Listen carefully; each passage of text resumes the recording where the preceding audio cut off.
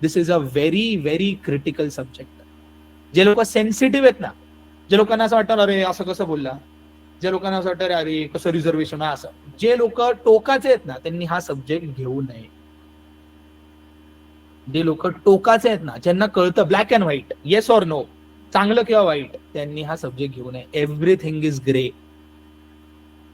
कुठलीच गोष्ट ना सगळ्यांसाठी करेक्ट आहे ना सगळ्यांसाठी इनकरेक्ट आहे. कुठलीच गोष्ट ना सगळ्यांसाठी चांगली आहे ना सगळ्यांसाठी वाईट आहे. There is a mean. So संविधानाकडे बघताना सुद्धा ते संविधान म्हणजे काहीतरी असं दैवी काहीतरी आहे आणि डेंजर काहीतरी आहे. सो ते नका करू. थोडासा तो अप्रोच बदलत घ्या. आता हे करत असताना आपल्याला काय करायला पाहिजे बघा. एक तर आहे जे वेस्टर्न पॉलिटिकल थॉट आहे, त्यानंतर ज्या आयडिओलॉजीज आहेत त्याच्यावर आहे ना कंट्रोल असला पाहिजे. Mastery, conceptual clarity, liberty, positive liberty, negative liberty, correctly मला ह्याच्यामधला फरक सांगता आला पाहिजे. Liberty as rights, rights as liberty, ह्यातला फरक मला सांगता आला पाहिजे. ऍब्सोल्यूट लिबर्टी, क्वालिफाईड लिबर्टी, फरक कळला पाहिजे. या वेगवेगळ्या गोष्टींबद्दल कुठले कुठले पॉलिटिकल सायंटिस्ट, फिलॉसॉफर्स काय काय बोललेत हे मला माहिती असलं पाहिजे. This is going to form the basis of your preparation. This is going to form the basis of everything that you are going to learn in political science. पण जर तुम्ही या गोष्टी वाचल्या आणि तिथेच ठेवल्या तर तुमचं युजलेस झालं प्रिपरेशन. या गोष्टी वाचताना कायम हा विचार करा, मनामध्ये सांगा हे मी का वाचतोय, मला काहीतरी अजून मोठ्या गोष्टी समजून घ्यायच्या. I have to understand some very important debates. ते डिबेट समजून घेण्यासाठी मी हे बेसिक गोष्टी वाचतोय, मी त्याची हिस्ट्री वाचतोय. जेव्हा तुम्ही इक्वॅलिटी बद्दल वाचताय हे नका विचार करू की मी इक्वॅलिटी या सब्जेक्ट टॉपिक बद्दल वाचतोय. इमॅजिन हे करा की मी आपल्या कॉन्स्टिट्यूशन मध्ये आर्टिकल 14-15 बद्दल अभ्यास करतोय. ते समजून घेण्यासाठी मला या इक्वॅलिटीचा अभ्यास करणं जास्त इम्पॉर्टंट आहे. So make sure that you are doing that particular. काही म्हणतात की बुक लिस्ट सांगा. बघा एकदम ऑनेस्टली मी तुम्हाला सांगतो की PSIR साठी, UPSC साठी कोणतेही स्पेसिफिक रेफरन्स बुक्स नाही वापरले तरी चालणार. तुम्ही जर मॅडमच्या नोट्स वापरत असाल तुमचं प्रायमरी सोर्स म्हणून, that is well and good, especially if this is your first attempt. जर तुम्ही मराठीमधनं तयारी करत असाल तर आपल्या चाणक्य मंडलच्या ज्या मराठीमधल्या नोट्स आहेत that can be the only material that you read. काहीच त्याच्यामध्ये इश्यूज नाही आहेत. सो दोन्ही गोष्टींसाठी कुठलंही पुस्तक या स्टेजला वाचण्याच्या मागे लागू नका. Yes, so that are the notes that you can follow. हे शुभ्रा मॅडमच्या नोट्स तुम्ही वापरल्या तरी त्याच नोट्स वापरायच्यात जर PSIR साठी तुम्ही प्रिपरेशन करत असाल तर. सो एक्सेलंट आहेत त्या. एक स्टार्टिंग पॉइंट त्याच्यामध्ये आहे, पण त्याच्यामध्ये काय नाहीये नाही पण मी तुम्हाला सांगतो. बघ गौरव, ओनली IASच्या ज्या नोट्स आहेत ना त्या तू पेपर 1 पार्ट B साठी वापरू शकतोस. तसंच तू ते पेपर 2 पार्ट B साठी वापरू शकतोस. पण जे आयडिओलॉजीज पार्ट A जो आहे ना त्यासाठी नाही वापरलंस तरी चालणार आहे. आन्सर रायटिंग कधी करायचं? आत्तापासून करायचं. सायकोलॉजी आणि पब्लिक ऍडमिनिस्ट्रेशनचा कॉम्बो कसा राहील? ऑप्शनल. मी फर्स्ट इयरला आहे आता. सायकोलॉजी पब ऍड मला माहित नाहीये, सायकोलॉजी पण मला माहित नाहीये. पण your decision should be based on certain things. ते म्हणजे की सब्जेक्ट तुम्हाला किती ओळखीचा आहे, सब्जेक्ट काय इम्पॉर्टन्स आहे त्या सब्जेक्टचं रिअल लाईफमध्ये सुद्धा आणि करंट अफेअर्समध्ये सुद्धा, आणि त्या सब्जेक्ट बद्दल गायडन्स किती मिळतंय मार्केटमध्ये. या सगळ्या गोष्टींवर आपल्याला तो सब्जेक्ट ठरवायचा. ऑलराईट. सो येस, हा मी सांगत होतो काय नाहीये मॅमच्या नोट्समध्ये. काय नाहीये सांगतो. नोट्समध्ये काय नाहीये माहिती? हे जे इंटरकनेक्शन आता आपण बघितले ना की जेव्हा मॅडम कॉन्स्टिट्यूशन मधलं इक्वॅलिटी सांगतायत ना त्याच्यामध्ये अजिबात इथलं इक्वॅलिटी बद्दल काहीच सांगत, किंवा जर ते फेडरल स्ट्रक्चर बद्दल सांगतायत ना दे आर नॉट इंटरकनेक्टेड. या नोट्स इंटरकनेक्टेड नाहीयेत. सो या नोट्सचं मधलं इंटरकनेक्शन करणं हे खूप जास्त इम्पॉर्टंट आहे. ते आपल्याला स्वतःच करायला लागणार आहे. हे इंटरकनेक्शन्स नाहीये. आतापासून जर स्टडी स्टार्ट केलं तर डिसेंबर एंड पर्यंत सिलेबस कम्प्लीट होतो का? होतो. थोडी घाई गडबड होईल. तुला असं वाटेल की GS नाही होते खूप जास्त. बघा GS मधलं जर तुम्ही एखादं टॉपिक असेल ते तुम्ही स्किप करून जर तुम्ही ऑप्शनलवर फोकस करणार असाल कम्प्लिटली तर डिसेंबर एंड पर्यंत होतो.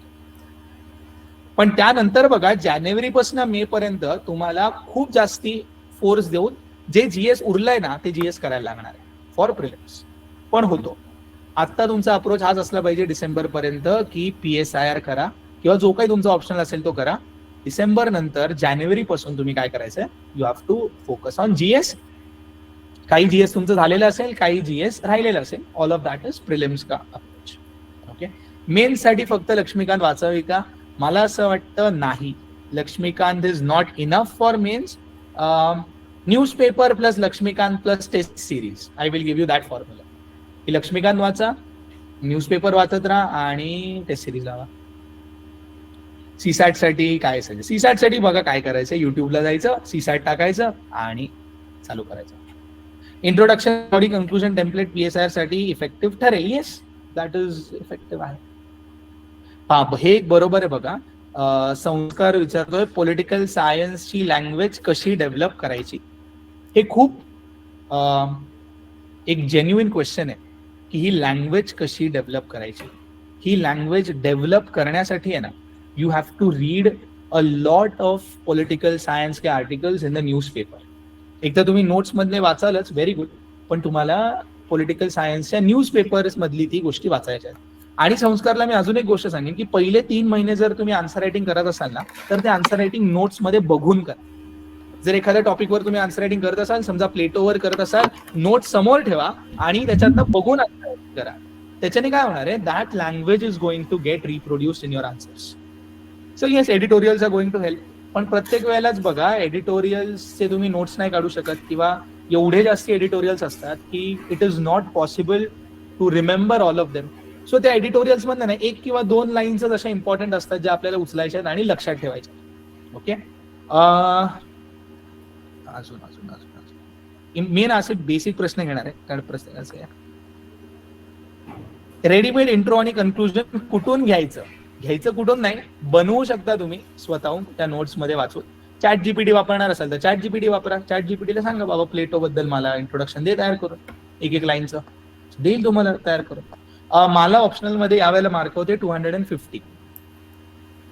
सो बघायला गेलं तर ऑप्शनल मध्ये मार्क कमी आले. एक 270 और 270 plus is considered to be a good score for optional. एक मन काय स्टडी केलं पाहिजे, डायरेक्ट रेफरन्स बुक रीड करायचंय का? रेफरन्स बुक्स नाही, आपल्याला बुक्स नाहीच वापरायचे. We have to read notes. बघा बुक्स वाचण्या इतका ना आपल्याकडे वेळ आहे ना, आपल्याला नेट सेट द्यायची नाहीये, आपल्याला ते नाही करायचं. Let's see. तर किशोरचा जो प्रश्न आहे तो मला असं वाटतं किशोरनी DOPTलाच डायरेक्टली मेल करून विचारावं की नक्की का आडलंय सगळं. सो बघूयात. DOPT नसेल तर पूजाताईंना केलं तरी चालणार आहे, त्यांना पण DOPT मधल्या सगळ्या खबरी असतात. So you can do that also. Conceptual clarity कशी डेव्हलप करायची. एक तर आहे रीडिंग, त्याच्याने आपल्याला नवीन नवीन गोष्टी कळतात. आणि दुसरं आहे आन्सर रायटिंग. बघा आन्सर रायटिंग मध्ये ना तुम्ही अडकता, जिथं तुम्ही अडकता ना तुम्हाला कळतं अरे मला इथली क्लॅरिटी नाहीये, you go back and you understand that concept. जर तुम्ही नुसतं वाचताय ना तुम्हाला कसं एक फेक सेन्स येणार आहे की मला सगळं येतंय, जोपर्यंत तुम्ही आन्सर रायटिंग करत नाहीये. So the process is you read, you write answers, you understand, you don't have clarity, then you again go, you read, you write answers. So एक सर्कल आहे, तशीच ती डेव्हलप होणार आहे. It is hard work, it is not very easy. So कर सकते हो आप ऐसा. ठीक आहे. दिवसातला किती वेळ द्यायचा PSIR ला? माझं एक बेसिक हिशोब हा असतो की जो first half of the day आहे तुमचा तो सगळा तुम्ही न्यूजपेपर आणि PSIR ला द्यायला पाहिजे तुमच्या ऑप्शनलला. आणि जो second half of the day आहे, so you should divide your time 60-40. 60% should be given to newspaper and PSIR, 40% should be given to your GSK. पण जसं जसं डिसेंबर जवळ येईल ना, you can change this to 70-30 also, कारण PSIR चा syllabus होणं महत्वाचं आहे. बट वन्स जानेवारी झालं, it is going to be 100-0. 100% GS करायचं, ऑप्शनल करायचंच नाही. चालू शकतं. स्वप्नाली जे म्हणतेस की नोट्स मध्ये जशी लँग्वेज आहे वापरू शकते. येस. लेक्चरला येण्याआधी काय वाचून यायचं? नोट्सच वाचून या. दुसरे नोट्स सोडून तुम्ही काय वाचणार? न्यूजपेपर की मंथली मॅगझिन? बघा हे कसं एक एक्झाम्पल देऊन तुम्हाला सांगतो. तुम्ही जिम लावली आहे आणि जिम लावल्यानंतर आहे ना तुम्ही काय करताय, फक्त प्रोटीन पावडर खाताय. सकाळी उठताय प्रोटीन पावडर खाताय, काही नाही खाताय. दुपारी उठताय प्रोटीन पावडर खाताय, काहीच नाही. संध्याकाळी उठताय प्रोटीन पावडर खाताय आणि तुम्ही म्हणताय 2 महिन्याने बॉडी का नाही होते माझी. कारण you are only eating supplements. तुम्ही मेन जे तुमचं जेवण आहे तेच जेवत नाहीये. So magazines are supplements, newspaper is a daily diet. Newspaper वाचायचंय, मॅगझिन सप्लिमेंट आहे. न्यूजपेपर रोज वाचायचंय पण न्यूजपेपरच्या नोट्स नाही काढायच्या, कारण त्या ऑलरेडी मॅगझिन मध्ये नोट्सच आहेत त्या. सो न्यूजपेपर वाचा, gate that understanding, move ahead and read monthly magazines at the end of the. आणि मग तुम्ही बघा, अरे बाबा हे तर मी वाचलेलं न्यूजपेपर मध्ये, याच्यात पण आहे. So that will help you in connecting better. ठीक आहे. मराठीमध्ये PSIचं रिटर्न कोणत्या प्रकारे करायचं आहे, म्हणजे मला कळलं नाही अंजली तुझा प्रश्न नक्की काय आहे. PSIच्या नोट्स कधी मिळतील? जे आपल्याकडे ऑफलाईन ऑनलाईन लेक्चर्सला आहेत त्यांना या ड्यू कोर्स 1 आठवड्याभरामध्ये केतनदादा नोट्स देतीलच. आता ऑप्शनल साठी PSI आणि अँथ्रोपॉलॉजी मध्ये कन्फ्युजन आहे. बघा, there is something called as एक बायस असतं, कॉग्नेटिव्ह बायस, आणि ते बायस असतं अवेलेबिलिटी बायस. की माझ्या डोक्यामध्ये ना मला कायम PSI सोपंच वाटणार आहे अँथ्रोपॉलॉजी पेक्षा, कारण तर मला PSI अँथ्रोपॉलॉजी पेक्षा जास्त येतं. आता त्याच्यामुळे this is a very wrong question to a person who has PSI option. So हा प्रश्न असा आहे की जो तुम्ही स्वतःहून विथ नो बायसेस विचार करायला पाहिजे. दोन्ही ऑप्शनल्स मध्ये त्यांच्या त्यांच्या विकनेसेस आहेत, त्यांचे त्यांचे स्ट्रेंथ्स आहेत. प्रत्येक ऑप्शनल अवघड आहे. जर कोण तुम्हाला सांगत असेल हा ऑप्शनल छोटा आहे, हा ऑप्शनल अवघड नाहीये, दे आर लाईंग. ठीक आहे. मॅथ्स ऑप्शनल बद्दल काय मत आहे? मॅथ्स ऑप्शनल एकतर 100 मार्क देतं, नाही तर 350 मार्क देतं. सो इधर you are directly all India rank 1 और तुमचं ऑप्शनलमुळे राहते त्या वर्षीची मॅथ्स. पण maths optional is that kind of an option. Okay. So I hope आता आपल्याला वेळ पण संपत आलाय. सो आजचं हे सत्र आपण इथे थांबूयात आणि बघूयात नेक्स्ट टाइम मध्ये कसं आपलं परत कधी सत्र होत आहे आणि परत कसं आपल्याला डिस्कशन करता येतं. ओके. आय होप यातनं तुम्हाला आहे ना थोडंसं अप्रोच बद्दल एक काहीतरी एक्स्ट्रा तुम्हाला मिळालेलं असेल.